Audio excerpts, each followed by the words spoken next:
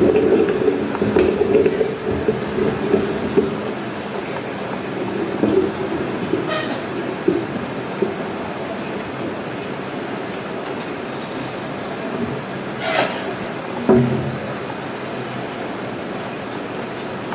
اللہ الرحمن الرحیم والحمد للہ رب العالمین والصلاة والسلام على سید الانبیاء والمرسلین وعلى آلہ واصحابہ اجمعین اما بعد عن ثوبان رضی اللہ تعالی عنہ قال قال رسول اللہ صلی اللہ علیہ وسلم یوشک الامم ان تداعى علیکم کما تداعى الآکلة الى قصعتها قال قائل من قلة يومئذ نحن قال بل أنتم يومئذ كثير ولكنكم غثاء كغثاء السيل ولينزعن الله من صدور عدوكم المهابة منكم وَلَيَقْذِفَنَّ فِي قُلُوبِكُمُ الْوَهْنَ قَالَ قَائِلٌ يَا رَسُولَ اللَّهِ مَا الْوَهْنُ قَالَ حُبُّ الدُّنْيَا وَكَرَاهِيَةُ الْمَوْتِ أو كما قال عليه الصلاة والسلام۔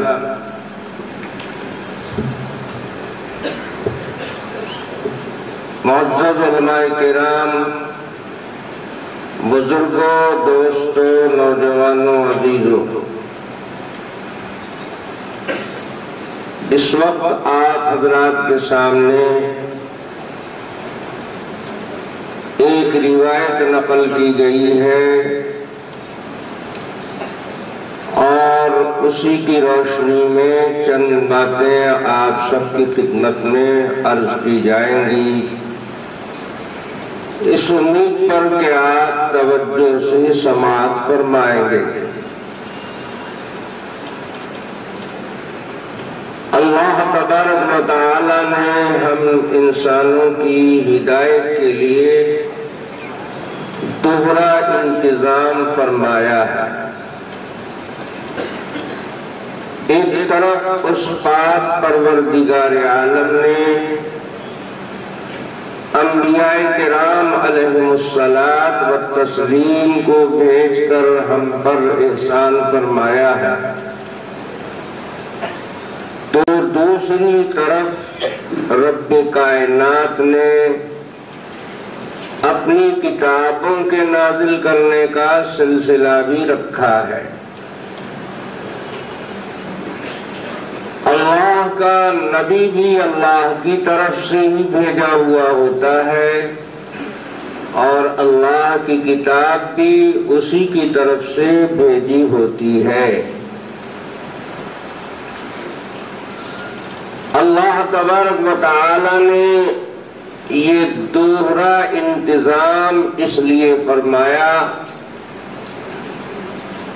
کہ اللہ کی کتاب نبی کی محتاج ہوتی ہے اور نبی کی ذات اللہ کی کتاب کی محتاج ہوتی ہے۔ کبھی ایسا ہوتا ہے کہ اللہ کا کلام سمجھنے میں دشواری پیش آتی ہے، مشکلات سے گزرنا پڑتا ہے۔ عام آدمی اللہ کے کلام کو نہیں سمجھ پاتا ہے یا غلط سمجھ لیتا ہے، تو اس موقع پر نبی کی رہنمائی درکار ہوتی ہے۔ وہ اللہ کے کلام کی وضاحت فرماتے ہیں، اس کا اپنے قول اور عمل سے بیان فرما دیتے ہیں تو یہ الجھن دور ہو جاتی ہے اور اللہ کی کتاب کو سمجھنے میں دقت اور دشواری پیش نہیں آتی ہے۔ اور کبھی ایسا ہوتا ہے کہ انسانوں کو نبی کی ذات کے سمجھنے میں الجھن پیش آتی ہے، کیونکہ انبیاء علیہم الصلاۃ والتسلیم انسان تو ضرور ہوتے ہیں مگر عام انسانوں جیسے نہیں ہوتے ہیں۔ نبوت و رسالت انسان کا خاصہ ہے، صرف انسان ہی ایک ایسی مخلوق ہے کہ اللہ تبارک و تعالی اسے منصب نبوت پر سرفراز فرماتے ہیں۔ اللہ کی بے شمار مخلوقات ہیں، لیکن ان میں سے کسی مخلوق میں نبوت کے منصب کو سنبھالنے کی اہلیت نہیں ہے۔ منصب نبوت اور رسالت اتنی بڑی ذمہ داری ہے کہ اللہ تبارک و تعالی نے اس کو نبھانے کی صلاحیت اور اسے سنبھالنے کی اہلیت اپنی تمام مخلوقات میں سے صرف انسان میں رکھی ہے، اور انسان میں سے بھی صرف مرد میں رکھی ہے۔ نبی بننے کے لیے انسان ہونا ضروری ہے اور مرد ہونا ضروری ہے۔ انسان نہیں ہوگا تو نبی نہیں بنایا جا سکتا ہے، اور مرد نہیں ہوگا تو نبی نہیں بنایا جا سکتا ہے۔ نبوت کے لیے انسان ہونا اس لیے شرط ہے کہ انسان کی تخلیق اور پیدائش اللہ تبارک و تعالی مٹی سے فرمایا ہے اللہ نے۔ عنصر غالب اس میں مٹی ہے، 4 عناصر سے انسان کی ترکیب ہے۔ اس کے اندر ہوا کا بھی دخل ہے، پانی کا بھی دخل ہے، اور اس میں آگ بھی ہے اور اس میں مٹی بھی ہے، لیکن مٹی عنصر غالب ہے، غلبہ مٹی کے عنصر کا ہے، اس لیے انسان کو خاکی کہا جاتا ہے، مٹی کا بنا ہوا کہا جاتا ہے۔ مٹی کا بنا ہوا کہے جانے کا یہ ہرگز مطلب نہیں ہے کہ صرف مٹی ہی مٹی انسان میں ہے۔ اس کے اندر ہوا بھی ہے، اس کے اندر پانی بھی ہے، اور اس کے اندر آگ بھی ہے، اور ان سب چیزوں کی انسان کو ضرورت بھی پڑتی ہے۔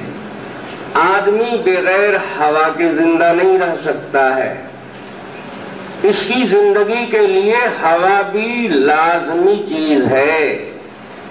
علماء نے لکھا ہے کہ اگر ہوا دنیا سے نابود ہو جائے، ناپید ہو جائے، تو اور جاندار کو تو بعد میں نقصان پہنچے گا، سب سے پہلے انسان کی زندگی کو خطرہ لاحق ہو جائے گا۔ اسی طریقے سے پانی ہے، پانی کی بھی ضرورت ہے انسان کی حیات کے باقی رہنے کے لیے۔ بغیر پانی کے بھی انسان کی زندگی باقی نہیں رہ سکتی ہے۔ پانی بھی اگر ناپید ہو جائے اور دنیا میں کہیں ایک قطرہ پانی نہ ہو تو دوسرے جاندار تو کچھ روز جی لیں گے، انسان ایک دن بھی زندہ نہیں رہ سکتا ہے۔ پانی اس کی زندگی کی ایسی اہم ضرورت ہے۔ اور آگ بھی انسان کو چاہیے، اس لیے کہ بہت ساری چیزیں ایسی ہوتی ہیں کہ بغیر پکائے ہوئے انسان ان کا استعمال نہیں کر سکتا ہے، تو آگ اسے درکار ہے تاکہ کچی چیزوں کو، خام چیزوں کو پختہ کر سکے، اور وہ چیزیں جو اپنی اصل کے لحاظ سے کھائی جانے کے لائق نہیں ہیں اس کو لائق بنایا جائے۔ اللہ تبارک و تعالی نے اس کی غذا کو طیب بنایا ہے، نہایت عمدہ اور پاکیزہ، اللہ تبارک و تعالی فرماتے ہیں وَلَقَدْ كَرَّمْنَا بَنِي آدَمَ وَحَمَلْنَاهُمْ فِي الْبَرِّ وَالْبَحْرِ وَرَزَقْنَاهُمْ مِنَ الطَّيِّبَاتِ، ہم نے اس کی خوراک نہایت پاکیزہ بنائی ہے، یہ دوسرے جانوروں سے امتیاز رکھتا ہے۔ دوسرے جاندار تو علم غلم کھا لیتے ہیں، اٹھ پٹانگ چیزوں کا استعمال کر لیتے ہیں، لیکن انسان بڑی مقدس اور اہم مخلوق ہے، اس کے لیے غذا اور خوراک کا بھی خصوصی اہتمام کیا گیا ہے۔ اللہ تعالیٰ نے اس کی خوراک طیب اور پاکیزہ چیز کو بنایا ہے، یہ گندی چیزوں کو طبعاً ناپسند کرتا ہے، اس کے لیے حلال اور حرام کے دو خانے بنے ہوئے ہیں۔ یہ اللہ کی بہت چہیتی اور محبوب مخلوق ہے۔ اللہ تبارک و تعالی نے اس کی ضرورت کی چیزوں میں سے آگ کو بھی رکھا ہے، اور مٹی بھی چاہیے، مٹی نہ ہو تو یہ گھر کہاں بنائے گا، سکونت کہاں اختیار کرے گا، زندگی کہاں بسر کرے گا اور مرنے کے بعد کہاں جائے گا، پھل فروٹ غلے اناج کہاں سے حاصل کرے گا۔ مٹی بھی اس کی بنیادی ضرورتوں میں سے ہے، اور یہ عنصر غالب ہے اس کی ترکیب میں۔ چار عناصر جو اس کی ترکیب میں داخل ہے ان میں مٹی کا غلبہ ہے، اور اسی لیے اس کو خاکی کہا جاتا ہے۔ قاعدہ یہ ہے کہ جو عنصر غالب ہوتا ہے نام اسی سے رکھا جاتا ہے۔ اس کو ایک مثال سے آپ سمجھیے، چائے آپ ڈیلی استعمال کرتے ہیں، لیکن آپ اس کا نام چائے رکھتے ہیں، پانی نہیں رکھتے ہیں، دودھ نہیں رکھتے ہیں، چینی نہیں رکھتے ہیں، حالانکہ چائے میں صرف چائے کی پتی تھوڑا ہی ہے، اس میں کچھ پانی بھی ہے، کچھ دودھ بھی ہے، کچھ شکر بھی ہے، اور کچھ چائے کی پتی بھی ہے۔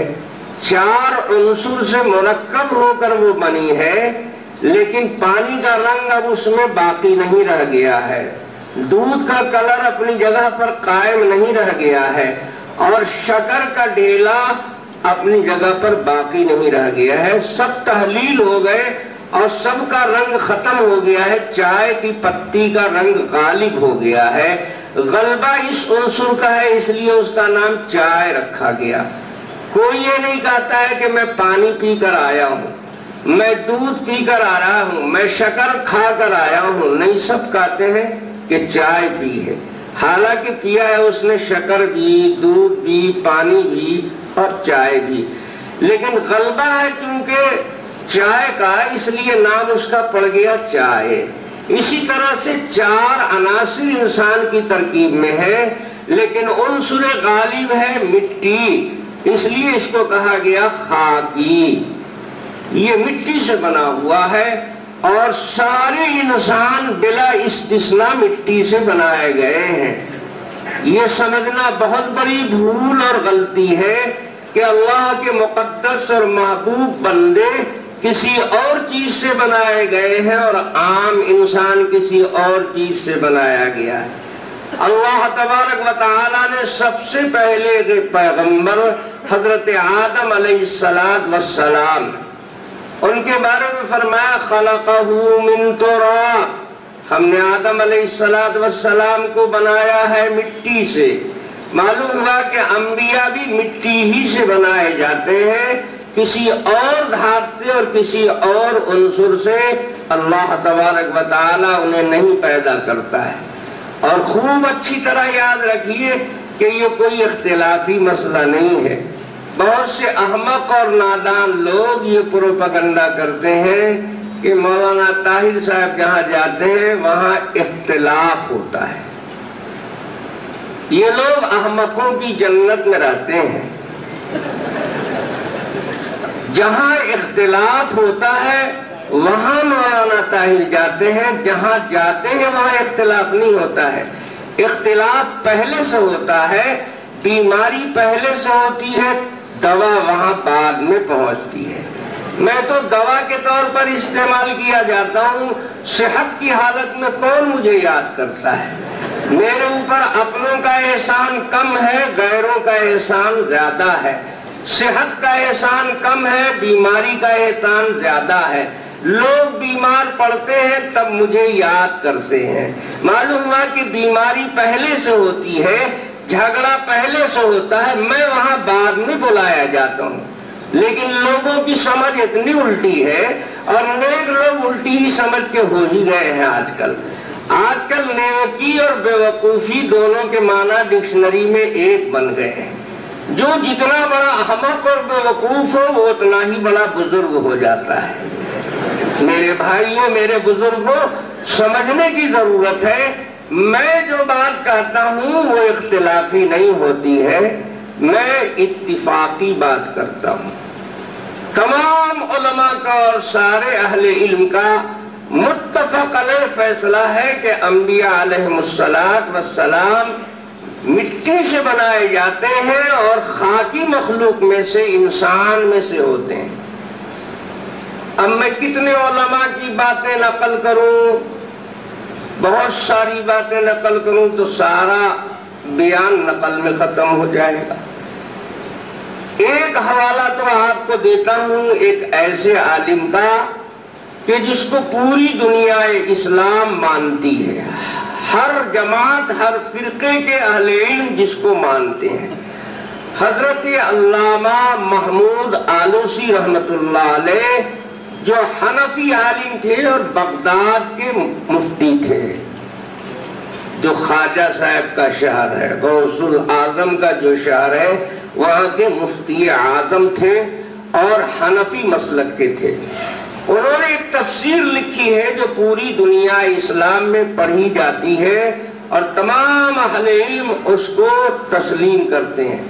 وہ اپنی تفسیر کے اندر لقد من اللہ علی المؤمنین اذ بعث فیہم رسولا من انفسہم کے تحت لکھتے ہیں کہ رسولا من انفسہم اللہ نے فرمایا ہے نبی کا انسانوں میں سے ہونا یہ نص قطعی سے ثابت ہے اور اس مسئلے میں کوئی اختلاف نہیں ہے۔ حتیٰ کہ کوئی نبی کے انسان ہونے میں شبہ بھی کر دے، انکار نہ کرے، صرف شبہ کر دے تو وہ مسلمان نہیں رہتا ہے، کافر ہو جاتا ہے۔ اور فرماتے ہیں کہ لا عالم فی خلافا لأحد، میں اس مسئلے میں کسی کا اختلاف بھی نہیں جانتا، یہ مسئلہ اتنا متفق علیہ ہے کہ کسی صاحب علم کا اس میں کوئی ادنا سا اختلاف بھی نہیں ہے۔ یہ تو آپ کو ایک متفق علیہ عالم کی بات سنا دی۔ اب ایک ایسی جماعت کے سربراہ کی بات سن لیجئے کہ جن کے لوگ آج کل اختلاف کرنے لگے ہیں، جو روڈ چھاپ مولوی ہیں، وہ اپنے بڑوں کی بھی بات نہیں مانتے ہیں۔ مولانا احمد رضا خان صاحب بریلوی نے اپنی کتاب السنت الانیقہ فی الفتاوی الافریقہ اس کے صفحہ 37 پر ایک حدیث نقل کرتے ہیں۔ فرماتے ہیں کہ خطیب بغدادی محدث نے اپنی کتاب المتفق والمفترق میں حضرت ابو ہریرہ رضی اللہ تعالی عنہ سے یہ حدیث نقل فرمائی ہے کہ جناب سرور کائنات صلی اللہ علیہ وسلم نے ارشاد فرمایا خلقت انا و ابو بکر و عمر من تربت واحدہ وفیہا نطفن۔ اللہ کے نبی فرماتے ہیں میں اور ابو بکر اور عمر ہم تینوں ایک مٹی سے پیدا کیے گئے ہیں۔ خلقت انا و ابو بکر و عمر من تربت واحدہ، عربی بھی حدیث کے الفاظ ہیں اور اردو احمد رضا خان صاحب کے ترجمے کے الفاظ ہیں۔ جس کا جی چاہے کتاب کھول کر دیکھ لے، قطعی طور پر، واضح طور پر، غیر مبہم طور پر حدیث کے حوالے سے انہوں نے اقرار کیا ہے کہ جناب رسول اللہ صلی اللہ علیہ وسلم مٹی سے پیدا کیے گئے ہیں اور اسی مٹی سے بنائے گئے ہیں جس مٹی سے ابو بکر و عمر پیدا کیے گئے ہیں۔ اللہ تبارک و تعالیٰ نے خمیر تیار کیا اپنے حبیب جناب رسول اللہ صلی اللہ علیہ وسلم کے لیے، تو آپ کے جسد پاک کو بنانے کے بعد وہ خمیر بچ گیا، اس خمیر کو اللہ تعالیٰ نے ابو بکر عمر کے خمیر میں ملایا تو وہ دونوں بھی اسی مٹی سے بنائے گئے. اور سرور کائنات صلی اللہ علیہ وسلم فرماتے ہیں فیہا ندفن، چونکہ ایک ہی مٹی سے ہم لوگ بنائے گئے ہیں اس لیے ایک ہی جگہ ہم تینوں دفن بھی کیے جائیں گے. اور دیکھو ایک ہی مٹی میں جناب رسول اللہ صلی اللہ علیہ وسلم کا بھی مزار ہے، اور اسی مٹی میں صدیق اکبر کا بھی مزار ہے، اور اسی میں سیدنا فاروق اعظم رضی اللہ تعالی عنہ کا بھی مزار ہے. لیکن یاد رکھو انبیاء بنائے تو جاتے ہیں مٹی سے، لیکن ان کے خمیر کی مٹی جنت کی مٹی ہوتی ہے، اس دنیا کی مٹی نہیں ہوتی ہے. جنتی مٹی سے اللہ تعالیٰ انہیں بناتا ہے. ان اجساد الانبیاء خلقت علی ارواح اہل الجنہ. اللہ تعالیٰ نبیوں کے جسم کو جنتیوں کی خصوصیات پر پیدا فرماتے ہیں، جنتی خمیر سے بناتے ہیں. یہاں کی مٹی اللہ نے لی، سلسبیل کے پانی سے گوندھا، سلسبیل کے پانی سے گوندھنے کے بعد وہ جنتی خمیر ہو گئی. جنت کی مٹی میں خوشبو ہے، انبیاء علیہ الصلوۃ والتسلیم کے جسم سے خوشبو پھیلتی ہے. خوشبو کے اوپر مکھی نہیں بیٹھتی ہے. آپ تجربہ کر کے دیکھ لو، عطر کو کٹورے میں رکھ کر آپ، گرمی کا زمانہ ہے، رکھ دیجئے کھلا ہوا، کیا مجال کہ اس پر مکھی گر جائے، مکھی بیٹھ جائے. مکھی گندی چیزوں پر بیٹھا کرتی ہے، اور عطر میں خوشبو ہے. خوشبو سے مکھی کو اللہ تعالیٰ نے نفرت دیا ہے، وہ خوشبو پر نہیں بیٹھتی ہے، وہ تو بدبو پر بیٹھتی ہے.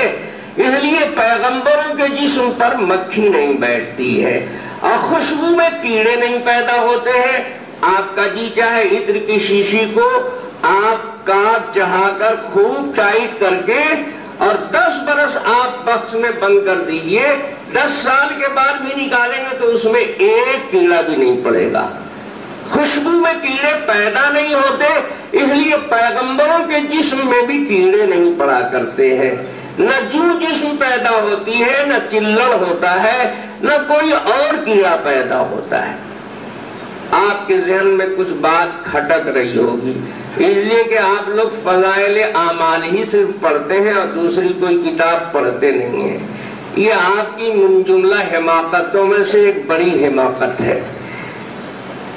فضائل اعمال بہت اچھی کتاب ہے، اس میں کوئی شبہ نہیں ہے، لیکن اس سے بھی اچھی اچھی کتابیں ہیں اہل علم کی، علماء کی، بزرگوں کی، اللہ والوں کی. ان ساری کتابوں میں بھی ہدایتیں ہیں. فضائل اعمال میں بھی عوام کی سطح کو سامنے رکھ کر بہت ساری باتیں لکھی گئی ہیں، کچھ واقعات بھی ہیں، حدیثیں بھی ہیں. فضائل اعمال میں ایک حدیث ہے کہ ایک روز دوپہر کے وقت جناب رسول اللہ صلی اللہ علیہ وسلم آرام فرما رہے تھے، اور ایک صحابیہ آپ کے سر سے جو نکال رہی تھی. ایک صاحب جو صرف فضائل اعمال پڑھتے تھے، انہوں نے جب میری تقریر سنا تو صبح میں وہ لے کر کتاب آئے کہ دیکھیے آپ مولانا زکریا صاحب سے زیادہ قابل ہے. وہ تو لکھ رہے ہیں کہ رسول اللہ صلی اللہ علیہ وسلم کے سر سے جو نکالی گئی، اور آپ نے تقریر میں کہا کہ کیڑا پیدا نہیں ہوتا ہے، جو پیدا نہیں ہوتی ہے. تو آپ کی بات صحیح ہے کہ ان کی بات صحیح ہے؟ تو میں نے کہا کہ بھائی دونوں بات صحیح ہے، تمہاری عادت خراب ہے، تم بات کو بات سے لڑاتے ہو، تمہارا جھگڑالو مزاج ہے. جو لوگ جھگڑالو ہوتے ہیں بات کو بات سے لڑا دیں گے، حدیث کو حدیث سے لڑا دیں گے، آدمی کو آدمی سے لڑا دیں گے. صلح جوئی ان کی فطرت نہیں ہے، ٹکراؤ نہیں ہے دونوں میں. اس میں ہے کہ جو نکالی گئی، اور میں نے کہا تھا پیدا نہیں ہوتی ہے. پیدا ہوئی تھی سیدہ عائشہ رضی اللہ تعالی عنہا کے سر میں، حضرت میمونہ کے سر میں، حضور کی بیویوں کے سر میں پیدا ہوئی. ساتھ لیٹنے کی وجہ سے آپ کے سر میں سما گئی.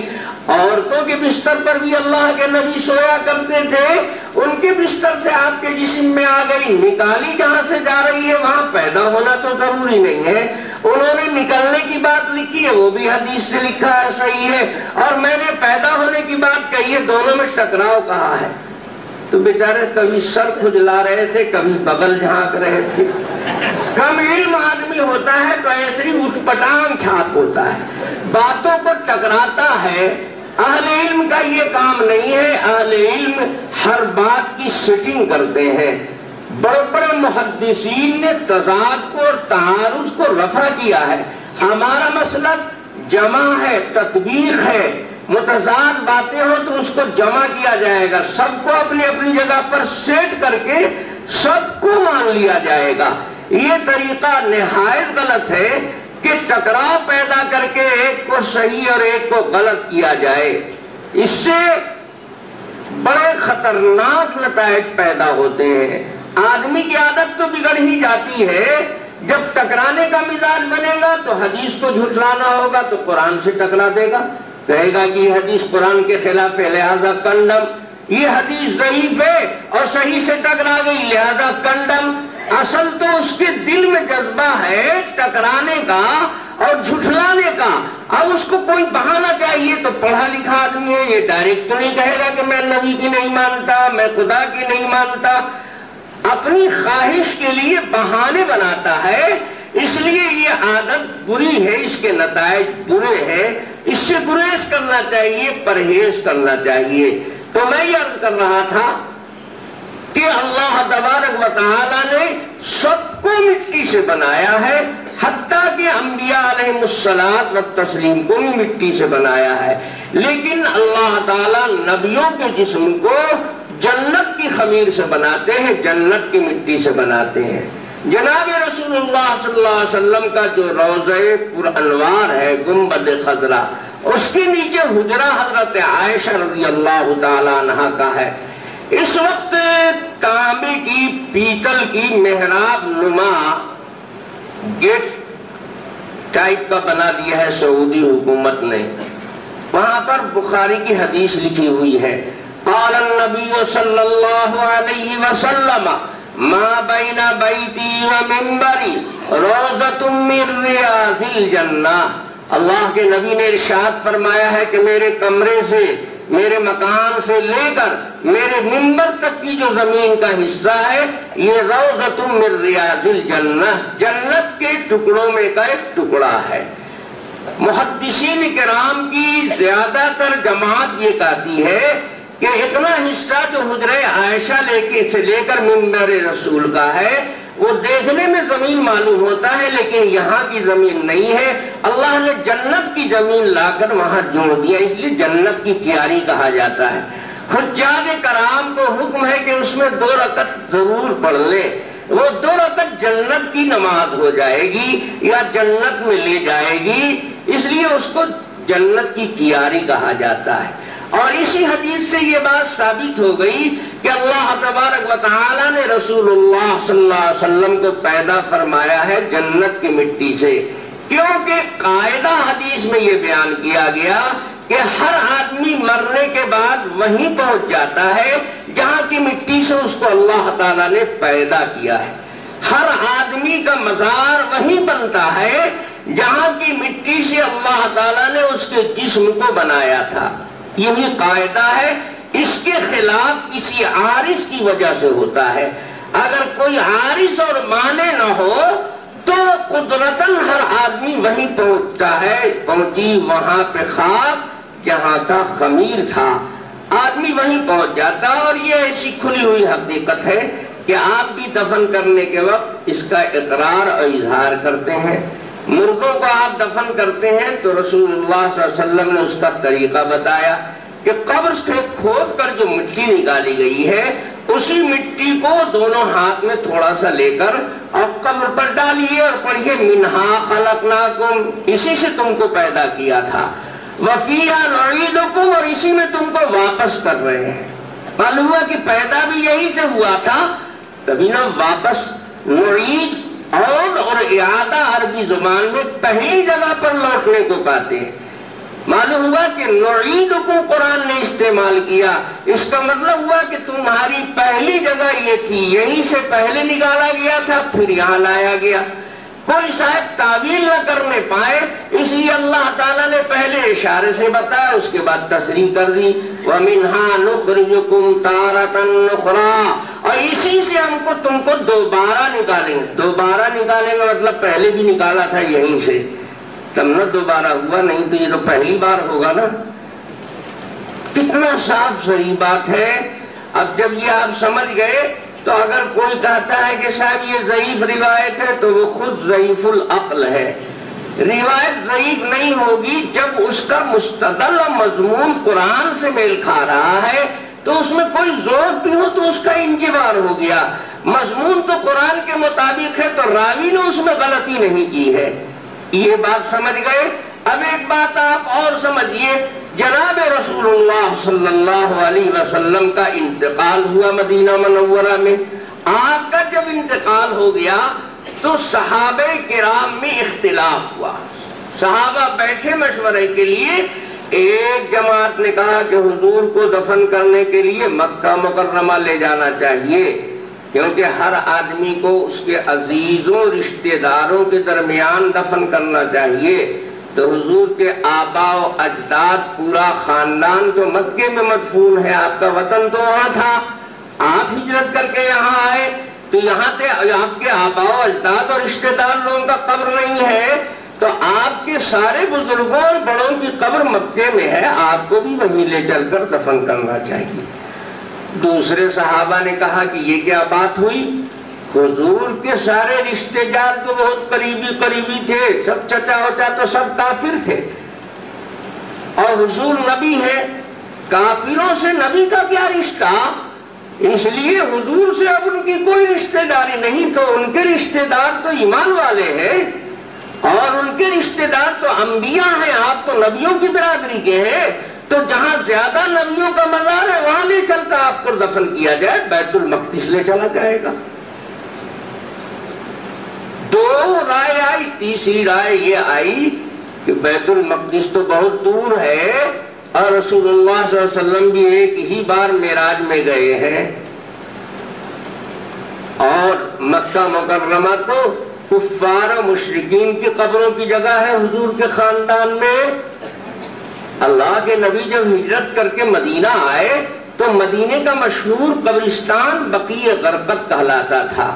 سرور عالم صلی اللہ علیہ وسلم نے اپنے عزیزوں کو اسی میں دفن کیا ہے، اپنے صاحبزادے ابراہیم کو اس میں دفن کیا، اور اپنی نواسیوں کو دفن کیا، اور سارے عزیزوں کو آپ نے وہاں دفن کیا، اور آپ کو اس قبرستان سے ایسی محبت تھی کہ کبھی کبھی آپ وہاں کے مردوں کی مغفرت کی دعا کرنے کے لیے رات کو بھی اپنے کمرے سے چلے جاتے تھے۔ تو رات دن جو چیز محبوب تھی آپ کو، وہ آپ کی زندگی کی پسندیدہ چیز ہے، اس لیے اسی قبرستان میں جس کا نام بقیع غرقد سے جنت البقیع ہو گیا ہے، وہ رسول اللہ صلی اللہ علیہ وسلم کا محبوب قبرستان ہے، وہیں آپ کو دفن کیا جائے گا۔ اتنے میں صدیق اکبر چلے آئے۔ صدیق اکبر وہاں موجود نہیں تھے جب مشورہ ہو رہا تھا۔ صدیق اکبر آئے، پوچھا کیا بات ہو رہی ہے؟ لوگوں نے کہا کہ حضور پاک صلی اللہ علیہ وسلم کے دفن کے سلسلے میں مشورہ ہو رہا ہے، کچھ لوگ یہ رائے دے رہے ہیں، کچھ یہ دے رہے ہیں، کچھ یہ دے رہے ہیں۔ صدیق اکبر نے کہا سمعت اذنایا، میرے ان دونوں کانوں نے رسول اللہ صلی اللہ علیہ وسلم سے سنا ہے، اللہ کے نبی فرماتے ہیں کہ پیغمبروں کے جنازے کو منتقل نہیں کیا جاتا، جہاں ان کا انتقال ہوتا ہے وہیں ان کو دفن کیا جاتا ہے۔ یہ بات میں نے حضور سے سنی ہے، براہ راست اپنے کانوں سے سنا ہے۔ اب حضرت علی بھی کھڑے ہو گئے اور صحابہ بھی، وہ بھی کہنے لگا ہاں مجھے یاد آیا، ایک مرتبہ اللہ کے رسول نے یہ بات بتائی تھی۔ اب تمام صحابہ کا اتفاق ہو گیا، اور حدیث جو ذہن سے نکل گئی تھی وہ سب کے ذہنوں میں تازہ ہو گئی۔ بالاتفاق فیصلہ ہوا کہ رسول اللہ صلی اللہ علیہ وسلم کا انتقال سیدہ عائشہ رضی اللہ تعالی عنہا کے حجرے میں ہوا ہے، تو آپ کو حجرہ عائشہ ہی میں غسل بھی دیا جائے گا، اسی میں آپ کی نماز بھی پڑھی جائے گی، اور اسی میں آپ کو دفن بھی کیا جائے گا۔ جنازہ آپ کا حجرے کے باہر نہیں نکالا جائے گا۔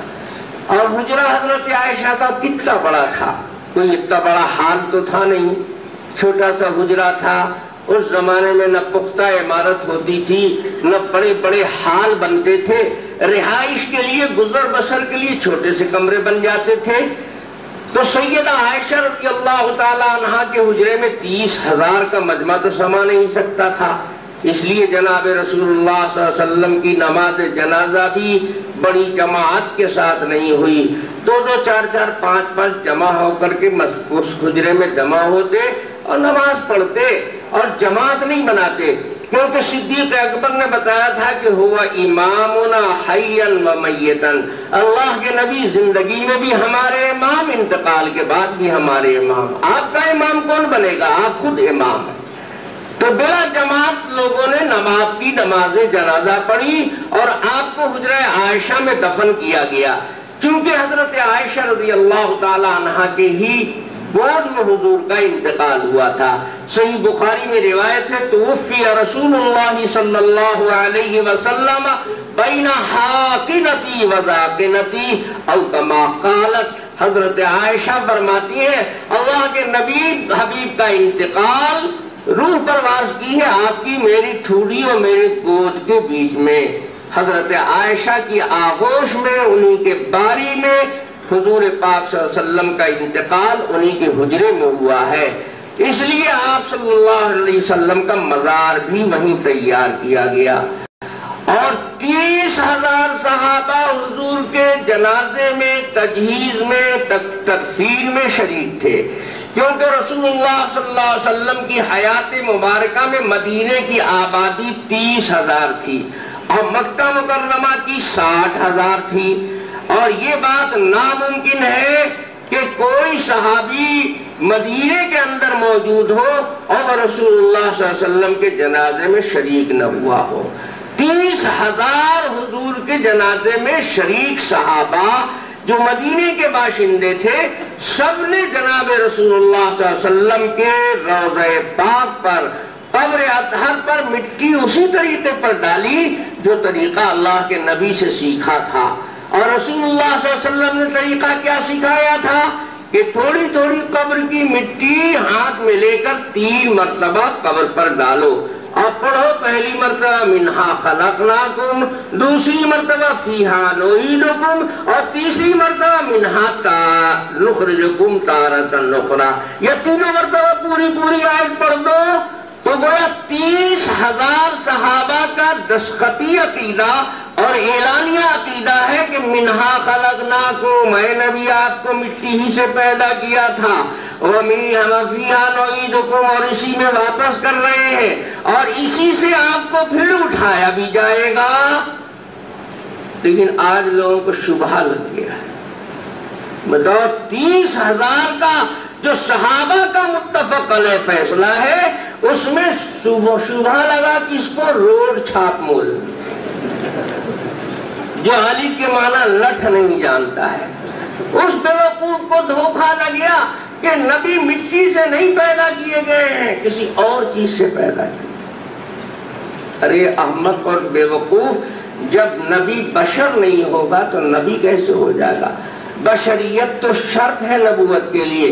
کوئی آدمی کہے کہ وضو تو نہیں تھا لیکن نماز بہت شاندار ہوئی، تو وہ آدمی بریلی کے پاگل خانے کا نکلا ہوا آدمی ہے۔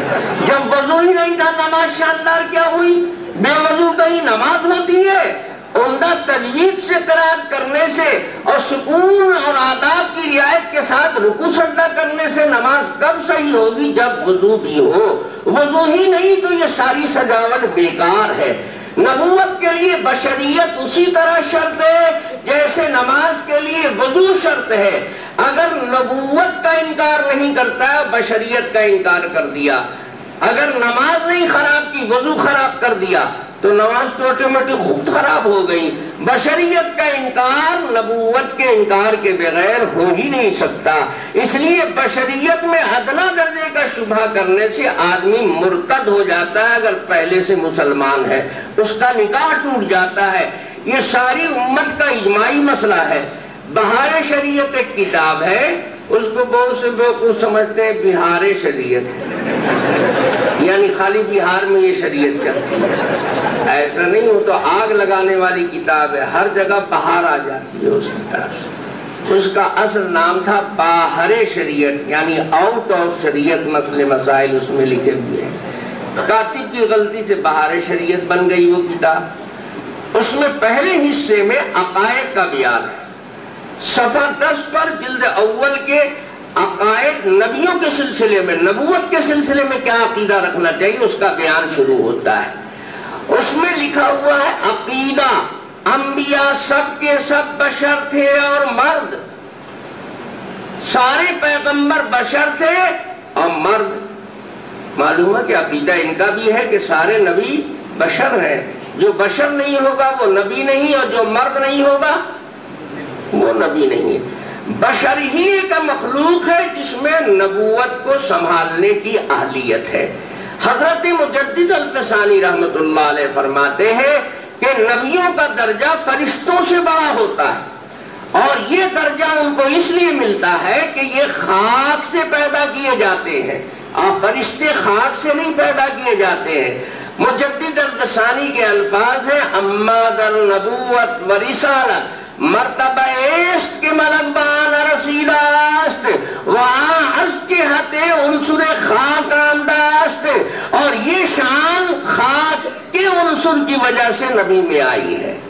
مجدد صاحب کی بات ان کے معیار کی ہے، آپ کے پاس کھوپڑا ہی نہیں ہے، آپ کیا سمجھے گے؟ خاک اور مٹی کے اندر سب سے زیادہ لینے کی صلاحیت ہے اور سب سے زیادہ دینے کی صلاحیت ہے۔ مٹی ہی ایک ایسا مادہ ہے کہ سب سے زیادہ جذب کرنے کی اہلیت اس کے اندر ہے، قوت اخذ، جذب اور تحمل کی صلاحیت سب سے زیادہ مٹی میں ہے۔ آپ دیکھیں برسات آئے گا، پوری دنیا جل تھل پانی ہی پانی نظر آئے گی، لیکن تھوڑا دن گزرے گا سارے پانی کو مٹی چوس لے گی، اب مئی جون میں ایک ایک قطرے کے لیے ترسنے لگو گے، پانی کہاں چلا گیا؟ سب مٹی نے جذب کر لیا۔ اتنا زیادہ جذب کرنے کی صلاحیت کسی اور مادے میں نہیں ہے، اور سب سے زیادہ دینے کی صلاحیت بھی مٹی میں ہے۔ سونے، چاندی، کوئلے، غلے، اناج، پھل فروٹ، یہ سب کون دیتا ہے؟ مٹی دیتی ہے۔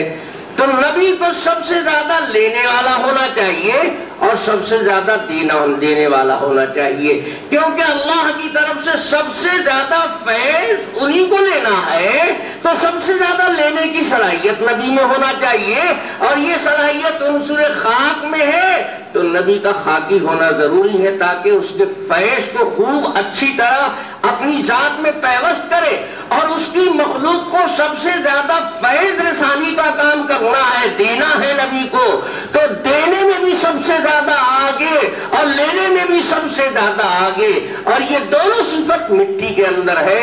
مٹی ہی کے عنصر میں دینے کی بھی سب سے زیادہ صلاحیت اور لینے کی بھی سب سے زیادہ صلاحیت، اس لیے نبی کا مٹی سے ہونا ضروری ہے۔ یہ تو میں نے آپ کو لوہے کے چنے کا حلوہ بنا دیا، اب مجدد الفسانی کی بات بہت سمجھنا آسان ہو گیا، ورنہ اچھے اچھے علامت الدہر کے پجامے ڈھیلے ہو جاتے اور کھوپڑا ہی خراب ہو جاتا کہ مجدد صاحب نے لکھا مطلب اس کا کیا ہے۔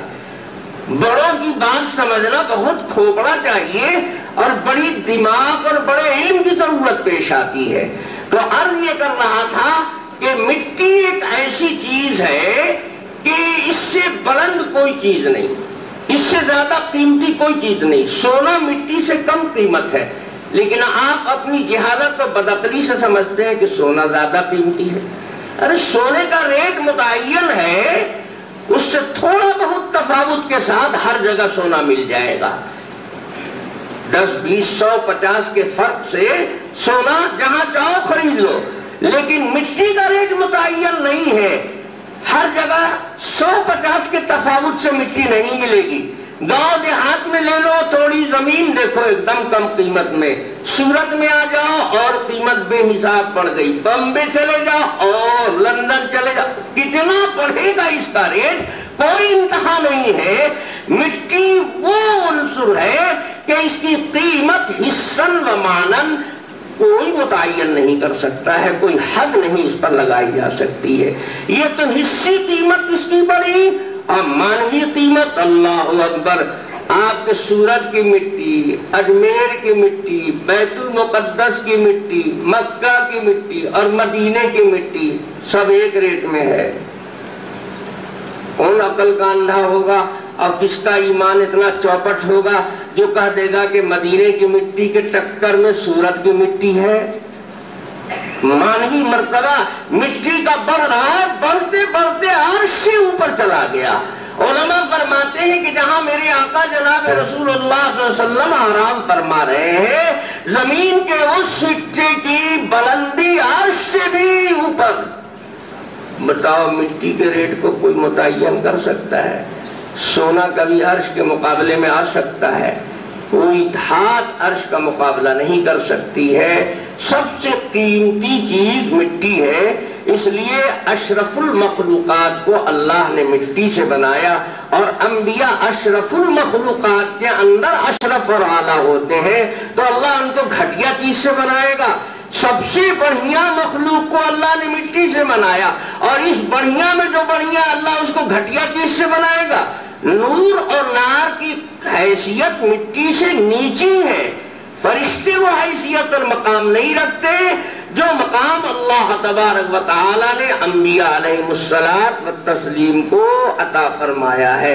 نبی کو مٹی سے نہ پیدا ماننا اس کے ذہن کا فطور اور غلطی ہے۔ وہ سمجھتا ہے کہ نور زیادہ قیمتی ہے، اس لیے ان سے ہونا۔ نور کی مخلوق تو فرشتے ہیں، نوری اور ناری مخلوق انسان کے مقابلے میں نہیں آ سکتی ہے۔ اشرف المخلوقات اللہ نے انسان کو بنایا ہے اور اعلان کر دیا ہے وَلَقَدْ كَرَّمْنَا بَنِي آدَمَ وَحَمَلْنَاهُمْ فِي الْبَرِّ وَالْبَحْرِ، ہم نے اولاد آدم کو مکرم محترم معظم بنایا ہے۔ اس کی عظمت کو کوئی اور مخلوق پا نہیں سکتی، اور اسی عظیم مخلوق میں مرد۔ اب تو سمجھ میں آ گیا کہ بشر ہونا کیوں ضروری ہے نبی کا۔ ہاں، نبیوں کو نور بولا جاتا ہے، اس کا انکار نہیں کیا جا سکتا ہے۔ نور کا مطلب یہ نہیں ہوتا ہے کہ بشر نہیں ہے، انسان کو اور چیزوں سے بھی تعبیر کیا جاتا ہے۔ کوئی بہت بہادر انسان ہے تو آپ کہیں گے شیر ہے، شیر۔ اب کوئی پاگل ہو تو سنے کہ شیر ہے تو پوچھ بھی تلاش کرنے لگے، تو وہ احمق آدمی ہے۔ شیر کا اطلاق مجازی ہے، شیر کہنے سے وہ انسان اور بشریت سے نکل کر درندہ جانور نہیں بن گیا۔ انبیاء کو نور کہا گیا کیونکہ ان کے وجود سے ساری کائنات کو ہدایت کی روشنی ملی، ساری دنیا سے جہالت کی تاریکی ختم ہوئی۔ وہ آئے تو اندھیرا غائب ہو گیا اور ساری دنیا جگمگا اٹھی۔ وہ تو سراپا نور، نور کامل مجسم مکمل نور ہے۔ نور اس معنی گر ہے جس معنی گر آدمی شیر ہوتا ہے۔ کسی کی آواز بڑی میٹھی ہے تو کہتے ہیں یہ بلبل ہند ہے، تو آدمی کو بلبل کہا گیا، تو جب وہ تشریف لائے تو کرسی پر مت بیٹھاؤ، کسی درخت کی شاخ پر بیٹھا دو کہ آپ بلبل ہے تو وہاں تشریف رکھیے۔ ارے بلبل ہے تو کیا مطلب انسان نہیں رہے؟ اللہ تبارک و تعالی نے اگر آپ کو نور بھی کہہ دیا ہے تو آپ کے نور ہونے کا ہرگز یہ مطلب نہیں کہ آپ بشر نہیں ہیں۔ آپ اپنی صفات کے لحاظ سے نوری صفات رکھتے ہیں اپنے اندر، آپ کے کمالات نوری ہیں، آپ کی ذات سے ہدایت کا نور پھوٹا ہے۔ آپ نہیں آئے تھے پوری دنیا ضلالت و تاریکی میں تھے، آپ آ گئے، ساری دنیا کی جہالت دور ہو گئی۔ جہالت کو تاریکی اور علم کو نور کہا جاتا ہے۔ آپ کو جب تک کوئی چیز نہیں معلوم ہو اور پھر معلوم ہو جائے تو آپ کہتے ہیں ارے آج تک تو ہم ڈارک میں تھے۔ کیا مطلب؟ کبھی آپ دن میں نہیں رہے ہیں؟ دن میں مر جاتے تھے، رہتے تھے تو روشنی میں بھی، ڈارک میں تھے یعنی جہالت میں، نادانی میں، بے وقوفی میں مبتلا تھے۔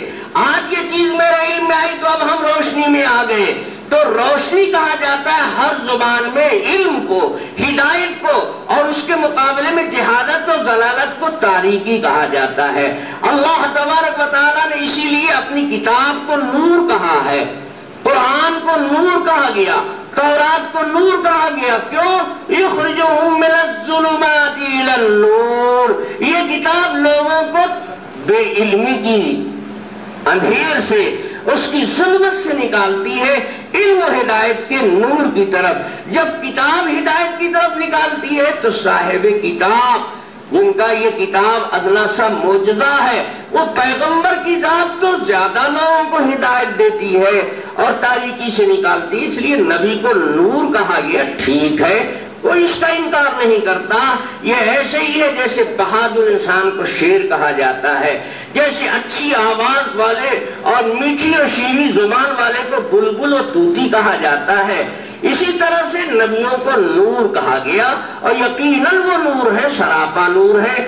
اس نور کا اپنی حماقت سے تم نے مطلب سمجھ لیا کہ جب نور ہے تو یعنی بشر نہیں ہے، یہ یعنی آپ کا لگایا ہوا ہے، یہ قرآن حدیث کا لگایا ہوا نہیں ہے۔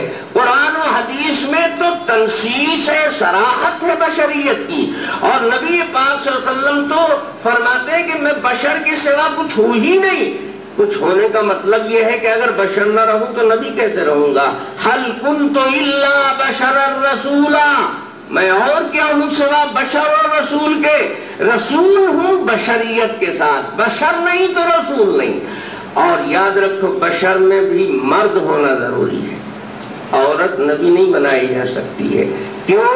اس لیے کہ عورت کا منصب اظہار اور بے پردگی نہیں ہے، اور نبی منصب تبلیغ پر فائز ہوتا ہے، اور تبلیغ چاہتی ہے اظہار کو، بے پردگی کو۔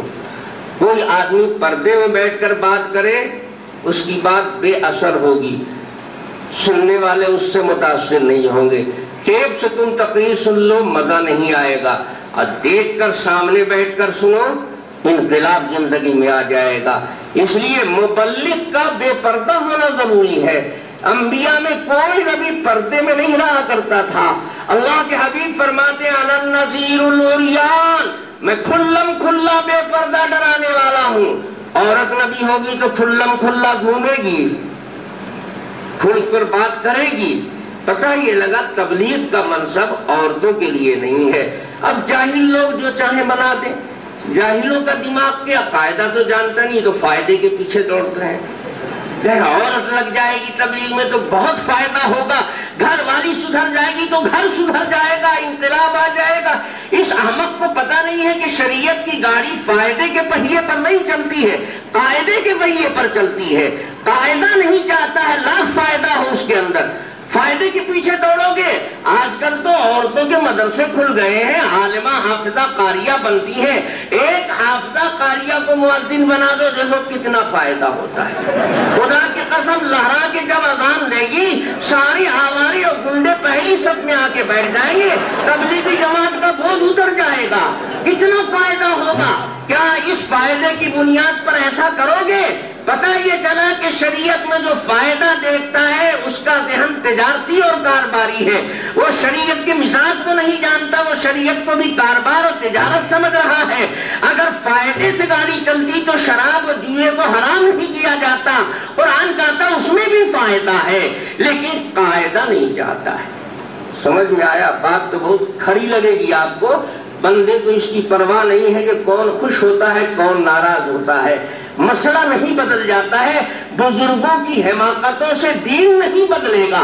جذب میں کسی نے غلو میں کوئی کام کر دیا، قاعدہ شریعت کا نہیں بدل جائے گا۔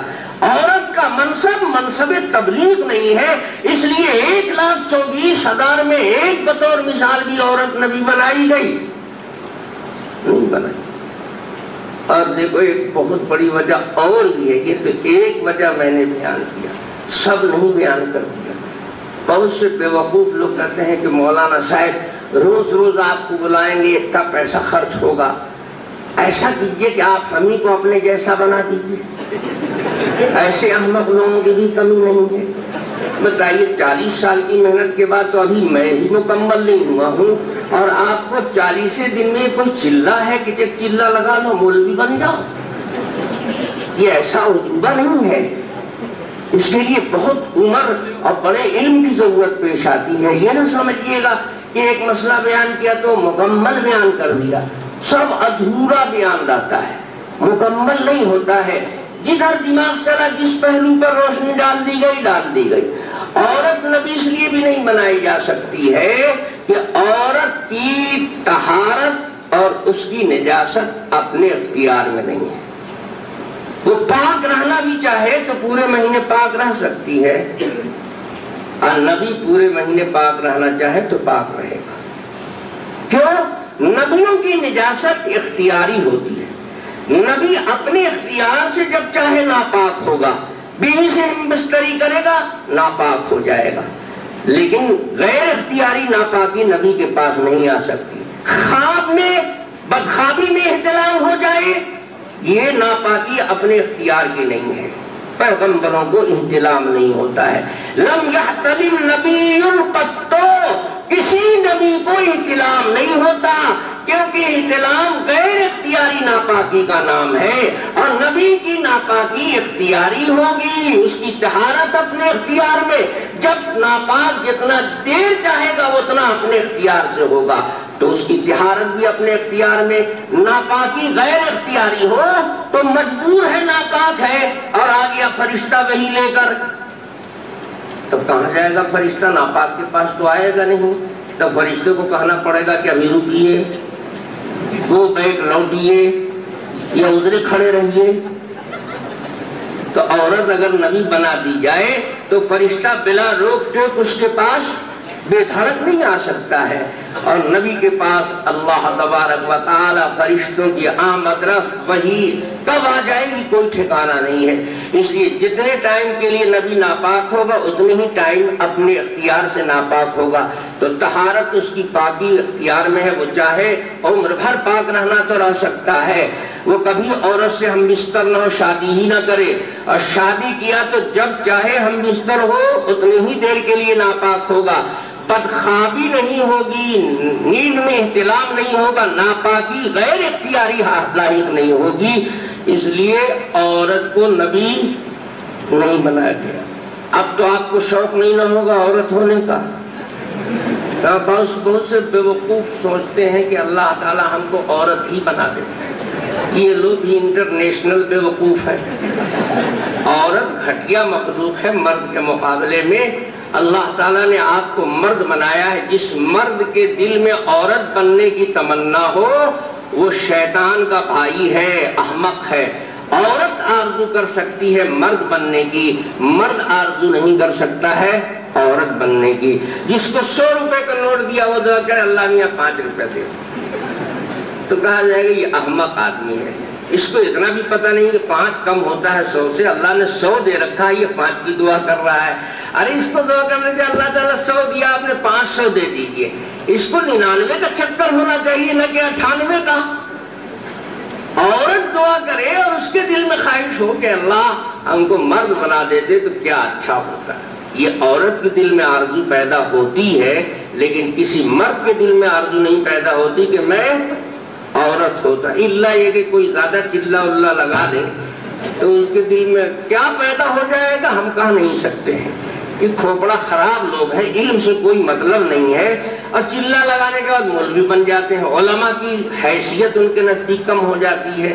اس کا سب سے بڑا نقصان یہ ہے، سوچو جو جماعت علماء سے دوری پیدا کر دے وہ جماعت نہیں ہے. یہ جماعت کا مشن تو نہیں ہے، جماعت کے اصول میں تو یہ نہیں ہے. وہاں تو اکرام مسلم، ادنا مسلم کی تعظیم و اکرام کرنا ہے، تو علماء کو تو بہت حیثیت دینی ہے.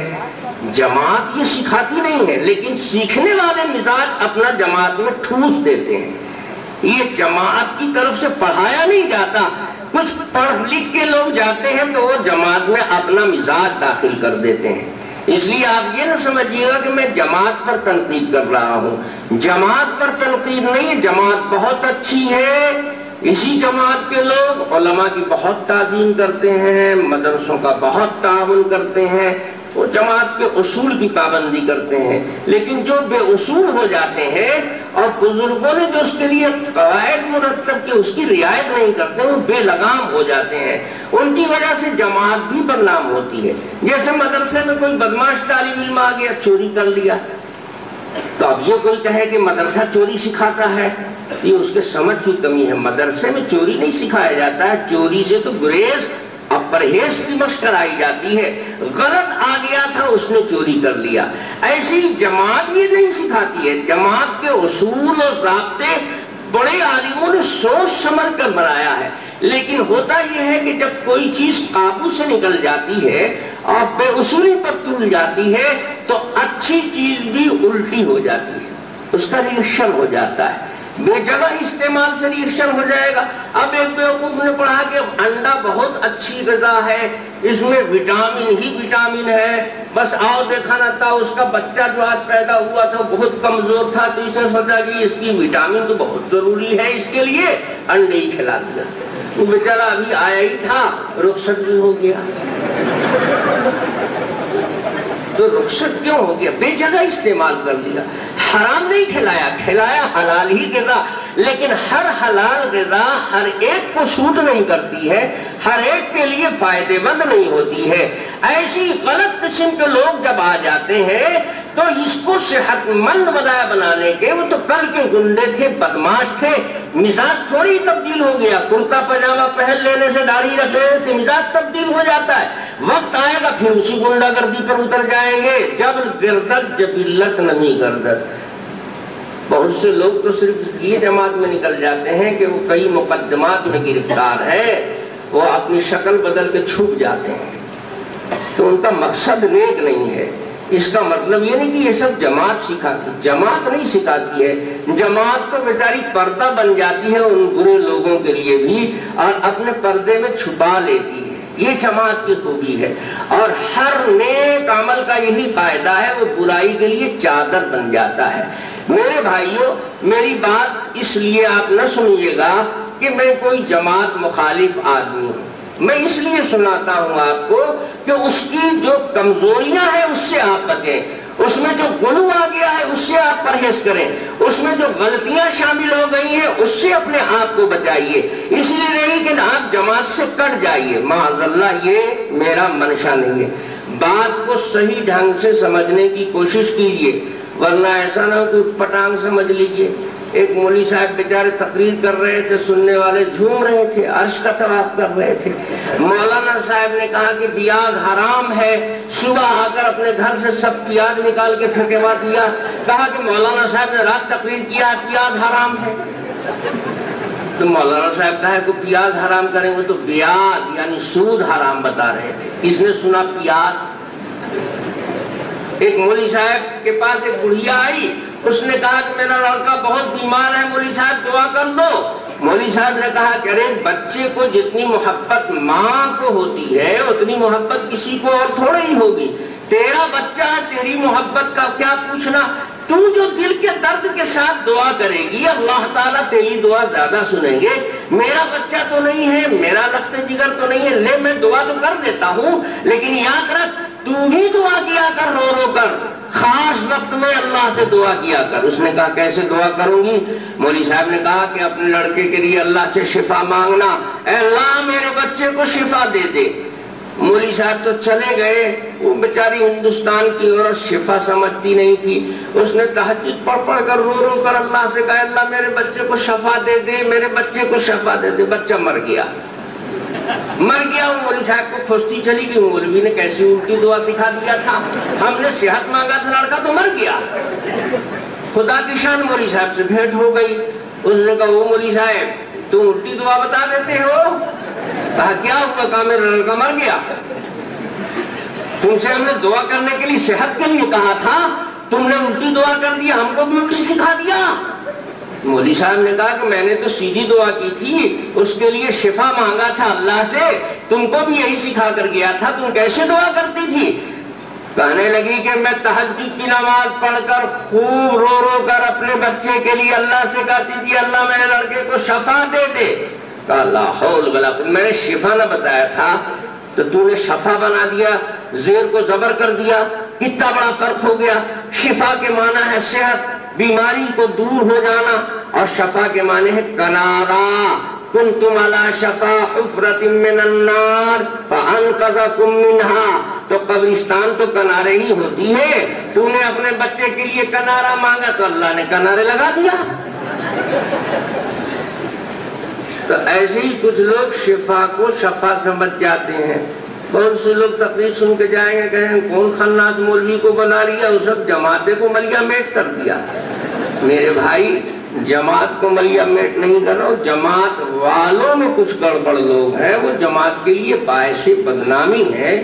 اس لیے اہل علم کو شکایت ہوتی ہے، شکایت ان افراد سے ہے، وہ غلط لوگ ہیں، اپنا معنی مفہوم اس میں ٹھونس دیتے ہیں، یہ ذہن اپنا اس میں ڈال دیتے ہیں.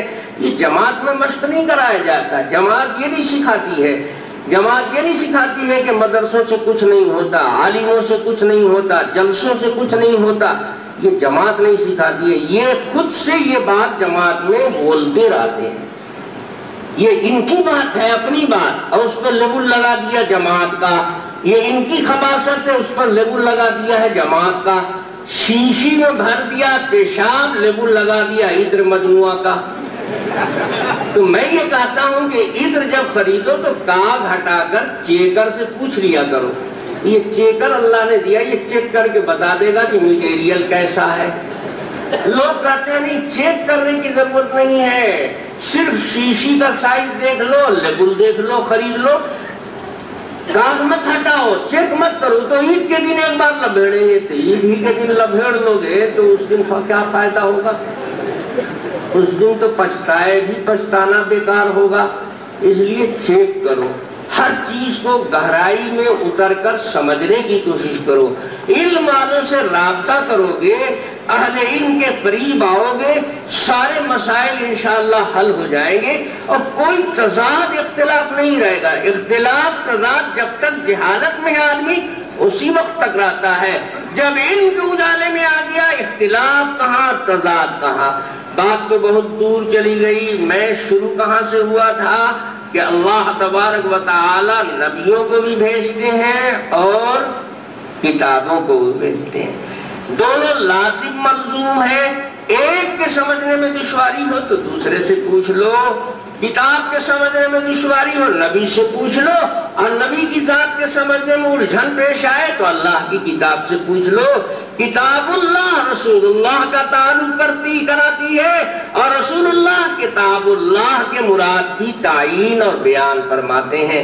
یہ دوہرا انتظام اللہ رب العزت نے ہم انسانوں کے لیے فرمایا ہے. میرے بھائیوں، یہ بات اب شروع ہوئی. شروع ہونے میں کتنا ٹائم لگا؟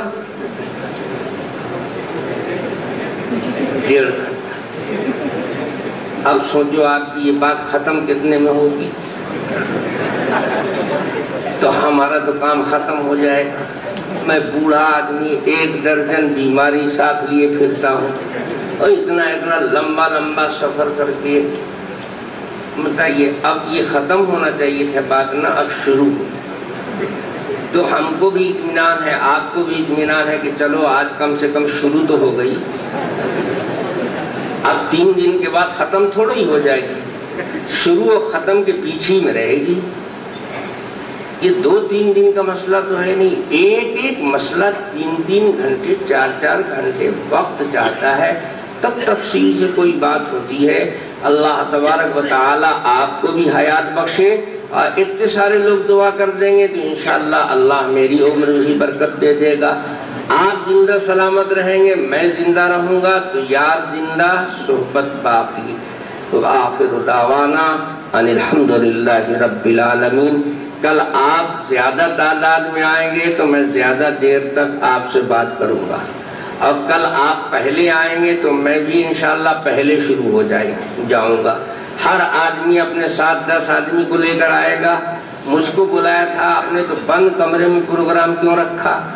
ہمیں تو کھلا میدان چاہیے. یہ بند کمرے میں کوئی جماعت کا نظام ہے کیا یہ مسجد میں ہوگا؟ کھلے بڑے میدان میں آپ کو پروگرام رکھنا چاہیے تھا. یہ آپ کی پہلی غلطی ہے کہ آپ نے بند جگہ پر، ہو سکتا ہے بارش کا ڈر ہو آپ کو. آپ لوگوں کو ڈر تو بہت میں لگتا ہے، حالانکہ اللہ کے نبی نے فرمایا ہے کہ بزدلی اور ایمان ایک سینے میں جمع نہیں ہو سکتا ہے. مسلمان بزدل ہو نہیں سکتا ہے، لیکن پہلے ہی قدم میں آپ بزدل نکلے، معلوم ہوا کہ آپ کا ایمان کمزور ہے. سمجھ میں آتا ہے؟ ابھی تو کچھ آیا ہے، پھر انشاءاللہ آنے لگے گا سب کچھ۔ پہلے کچھ کا کچھ سمجھ میں آتا تھا، اب کچھ سمجھ میں آیا، پھر سب کچھ آنے لگے گا۔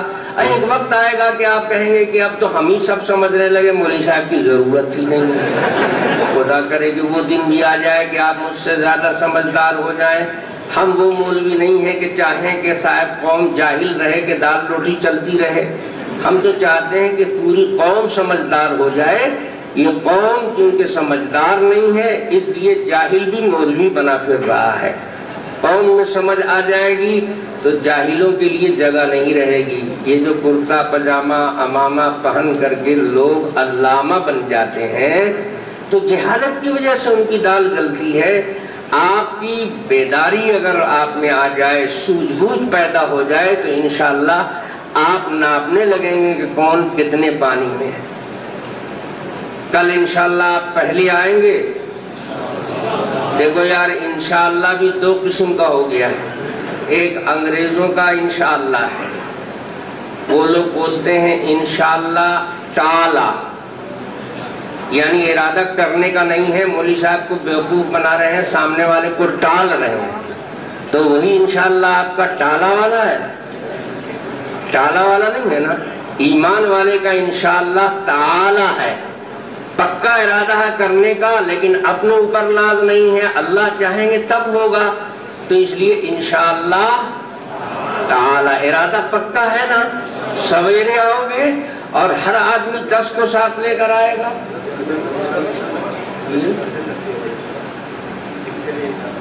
خیر ماشاءاللہ اب سمجھ میں آیا کہ یہ جلدی میں پروگرام ہو گیا، اس لیے یہاں رکھا گیا۔ انشاءاللہ میدان کا انتظام ہوگا، میدان ہی نہیں رہے گا تو گرم کون چیز کریں گے؟ یہ میدان ہے نہیں اور میدان گرم کرنا ہے، اس لیے ذرا کھلے میدان میں پروگرام ہو تو انشاءاللہ العزیز پھر ذرا جم کر بیان ہوگا۔ اللہ تبارک و تعالی آپ کو بھی سننے سے زیادہ عمل کی توفیق عطا فرمائے اور مجھے بھی اللہ عمل کی توفیق عطا فرمائے۔ وآخر دعوانا ان الحمدللہ رب العالمین۔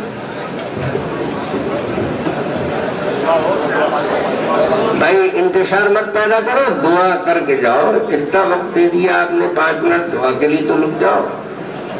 بہت زیادہ نیند آ رہی ہے تو آنکھ بانکھ مل لو، نہیں ایسا نہ ہو کہ ویسے ہی پیاز حرام کر دو۔ اللہ میاں سے بھی اٹھ پٹانگ مانگ لو۔ اللہ تعالیٰ فرماتے ہیں کہ میں غافل کی دعا نہیں قبول کرتا، جو متوجہ نہیں ہے، خشوع خضوع کے ساتھ نہیں مانگتا۔ حدیث میں آتا ہے کہ اللہ لا يقبل الدعاء عن قلب لاہن، لاپرواہی میں جو دعا مانگی جائے، بے خیالی میں مانگی جائے، مردود ہو جاتی ہے۔ اس لیے پوری توجہ کے ساتھ اللہ سے مانگو اور درود پاک اول آخر میں ضرور پڑھیے تاکہ دعا قبول ہو جائے۔ اللہم صلی علی محمد وعلی آل محمد کما صلیت علی ابراہیم وعلی آل ابراہیم انکا حمید مجید۔ اللہم بارک علی محمد وعلی آل محمد کما بارکت علی ابراہیم وعلی آل ابراہیم انکا حمید مجید۔ اللہم ارنا الحق حقا وارزقنا اتباعہ وارنا الباطل باطلا وارزقنا اجتنابہ۔ اللہم اکفنا بحلالک عن حرامک واغننا بفضلک عمن سواک۔ اللہم انی اعوذ بک من جہد البلاء وسوء القضاء ودرک الشقاء وشماتة الأعداء۔ ربنا لا تزغ قلوبنا بعد إذ هديتنا وهب لنا من لدنك رحمة إنك أنت الوهاب۔ ربنا افرغ علينا صبرا وثبت اقدامنا وانصرنا على القوم الكافرين وانصرنا على القوم الكافرين وانصرنا على القوم الكافرين۔ اللهم إنا نجعلك في نحورهم ونعوذ بك من شرورهم۔ اللهم إنا نجعلك في نحورهم ونعوذ بك من شرورهم۔ اللهم إنا نجعلك في نحورهم ونعوذ بك من شرورهم۔ اللهم إنا نسألك رضاك والجنة ونعوذ بك من سخطك والنار۔ اللهم إنا نسألك من خير ما سألك منه نبيك محمد صلى الله عليه وسلم ونعوذ بك من شر ما استعاذك منه نبيك محمد صلى الله عليه وسلم. اللهم إنا نسألك موجبات رحمتك وعزائم مغفرتك والغنيمة من كل بر والسلامة من كل إثم. اللهم لا تدع لنا ذنبا إلا غفرته ولا هما إلا فرجته ولا كربا إلا كشفته ولا دينا إلا قضيته ولا مريضا إلا شفيته ولا حاجة هي لك رضا إلا قضيتها ويسرتها يا أرحم الراحمين. اللهم حبب إلينا الإيمان وزينه في قلوبنا وكره إلينا الكفر والفسوق والعصيان واجعلنا من الراشدين واجعلنا من الراشدين واجعلنا من الراشدين. ربنا آتنا في الدنيا حسنة وفي الآخرة حسنة وقنا عذاب النار. ربنا ظلمنا أنفسنا وإن لم تغفر لنا وترحمنا لنكونن من الخاسرين. ربنا تقبل منا إنك أنت السميع العليم وتب علينا إنك أنت التواب الرحيم. وصلى الله تعالى على خير خلقه محمد وآله وصحبه وأهل بيته وأزواجه وذرياته أجمعين برحمتك يا أرحم الراحمين.